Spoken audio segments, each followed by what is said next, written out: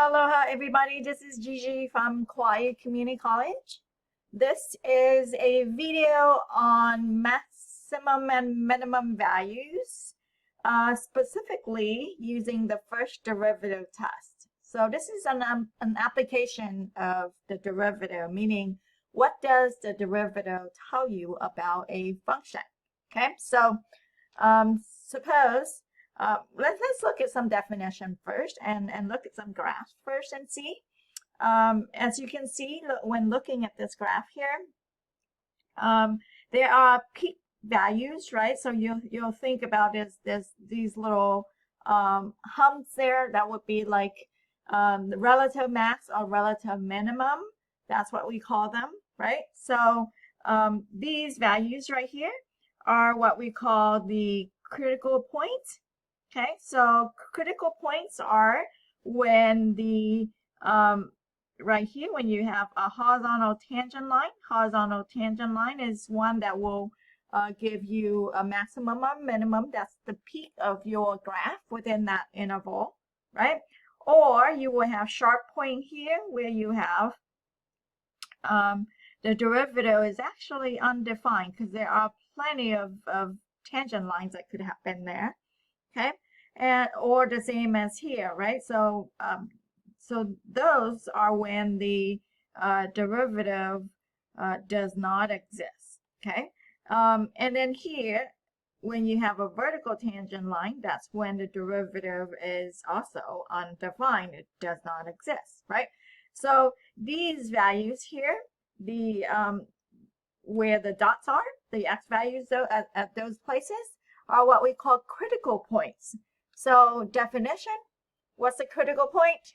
It's a point within the domain when the derivative is 0 or the derivative is undefined. Okay, so what do we do with these critical points? So what we do is we would check using the first derivative test, and what it's saying is, let's take a look at the point x2, for example. We can see that the derivative on the left, which is the slope of these tangent lines here, and the derivative there is negative, where on the right hand side the derivative is positive. So that makes this bottom part right here, right? So this is a bottom. So this is a relative minimum. Okay, so the first derivative said if the function changes, the derivative changes sign from negative to positive on the left and on the right of your critical point, then you have a local minimum or a relative minimum. Okay, and then on the other side, the other way around, if the derivative changes sign from positive to negative, then you have a local maximum. So like right here, or we say a relative maximum. Those words are interchangeable, local, relative. Okay. Now what happened when the sign does not change? And so if you're looking at this pink point right here, you see the derivative is positive on the left and also positive on the right.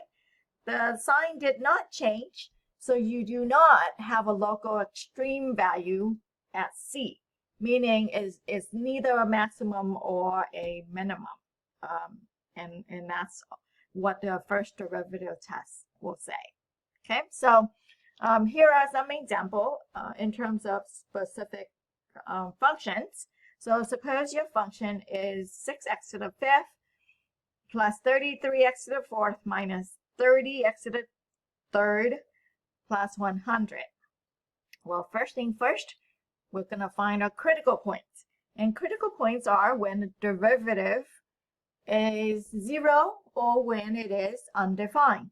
So let's go and take the derivative, right? Move the 5 down, you'll get 30 x to the 4th, and then move the 4 down, you'll get 132 x to the 3rd minus 90 x squared, and then the derivative of a constant is 0.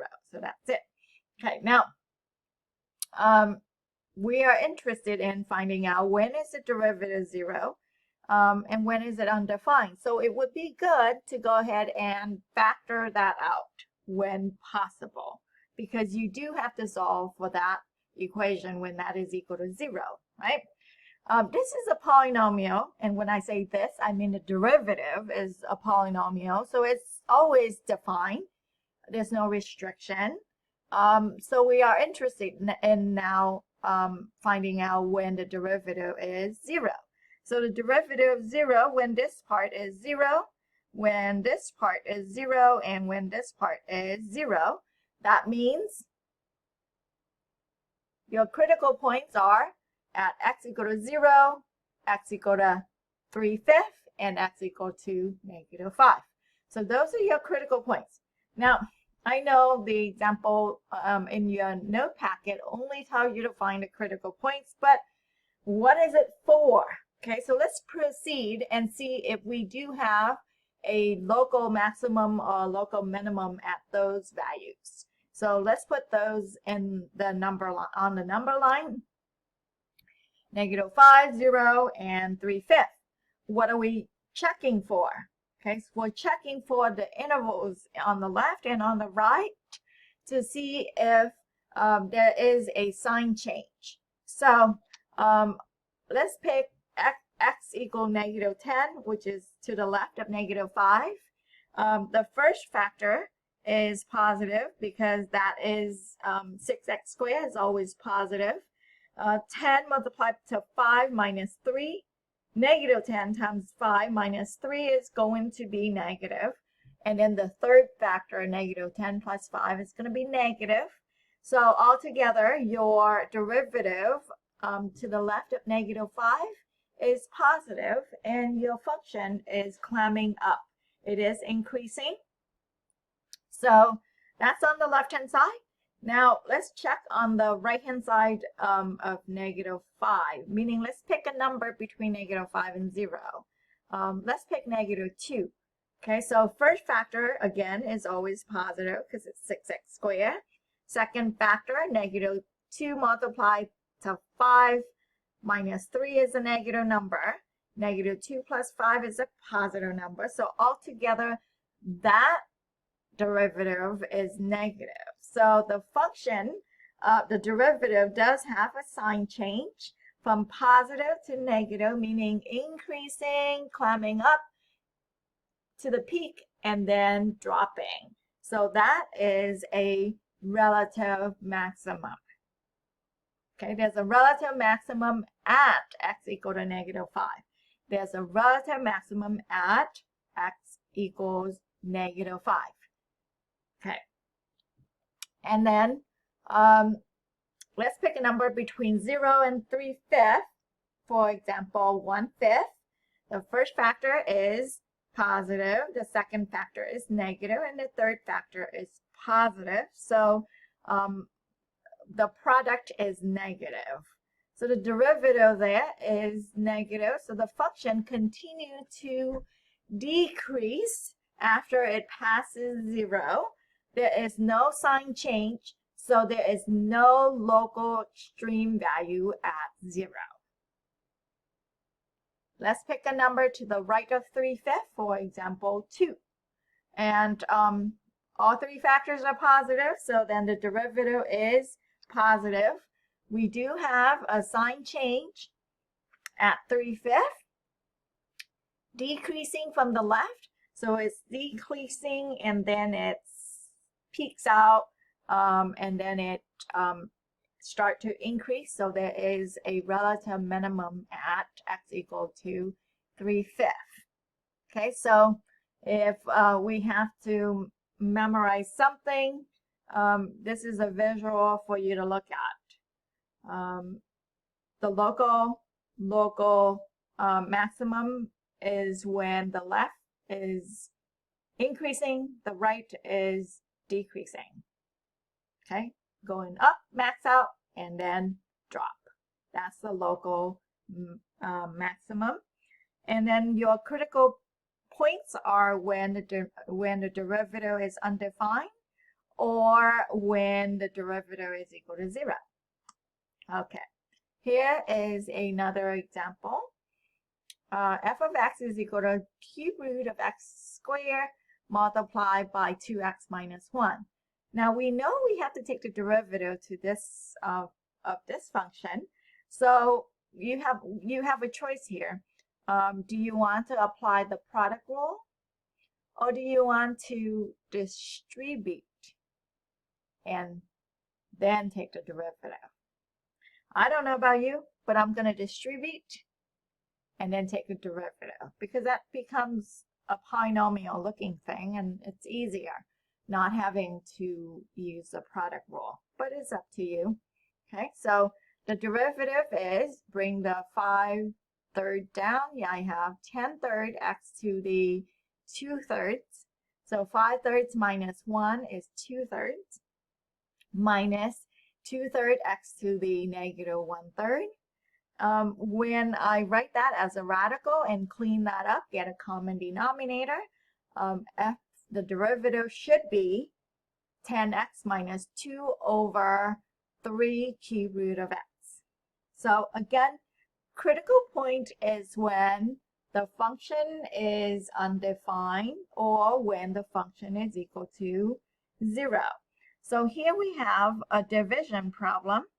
So the derivative is undefined when the denominator is 0. And so that means that your function is undefined at x equal to 0. And then when is the derivative 0? The derivative 0 when 10x minus 2 is 0, so x is 1/5. So your critical points are 0 and 1/5. Okay, so what are we going to do with them? We're going to check on the left and the right to see if there's a sign change in terms of the derivative. And then we can conclude whether the values there would be a maximum, a relative maximum, or minimum. Okay, so let's pick a number, say -1, that's to the left of 0. The numerator is negative, denominator is negative, so the derivative is positive, so my function is increasing from the left of 0 up to 0 where it levels out. And then let's pick 1/8, which is in between 0 and 1/5. The numerator is 10/8 minus 2, which is a number less than 0. So that's negative. On the denominator, it's positive. So we have the derivative between 0 and 1/5 being a negative number. So my function is decreasing. So increasing and then decreasing, that means I have a relative maximum right there. Okay. And then to the right of 1/5, let's just pick 1. Numerator is positive, denominator is positive, so my derivative is positive. That means my function is increasing to the right of 1/5. So there's a sign change, and I would call that a relative minimum. So relative maximum happens at x equal to 0. But the question is, what is the relative maximum? That question is asking for the maximum, the relative maximum of the function. So that is the function value. So we would say the maximum, the relative maximum is 0, meaning f of 0 is 0, right? So the relative maximum is 0, and it happens at x equal to 0. The relative minimum happens at x equal to 1/5, but the actual function value is f of 1/5, which is negative 3 cube root of 5 over 25. Where did I get that? I put 5 into x to this function right here and then simplify.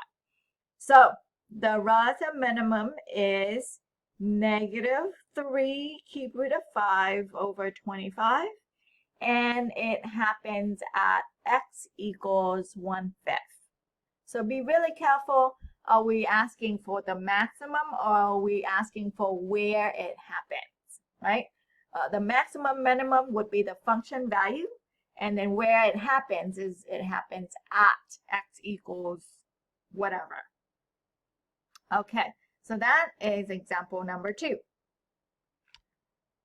What I would like for you to do right now is pause the video and try example 3 and 4 on your own. And then I want to highlight number 5. Example number 5 said, find the relative max-min of the function f of x equals x times x e to the x squared. Well, that is a product. We're going to apply the product rule. We simplify and we factor. So the derivative is e to the x squared. That's the first factor. The second factor is 1 plus 2x squared. Now, we are interested in the critical points, which is where the function is undefined, or where the function, the derivative is undefined, and when the derivative is equal to 0. Well, there's no restriction, so your derivative is always defined. When is that 0? Never. Because e to the x squared is a positive number. It's never 0. And then 2x squared is a positive number plus 1 more. That is always going to be actually greater than 1. So both factors are always positive. So then the derivative is always positive. What does that mean? We have no extreme values. We have no critical points, no extreme value. And our function is always increasing. And that is it for critical points and first derivative test to find your local maximum and minimum.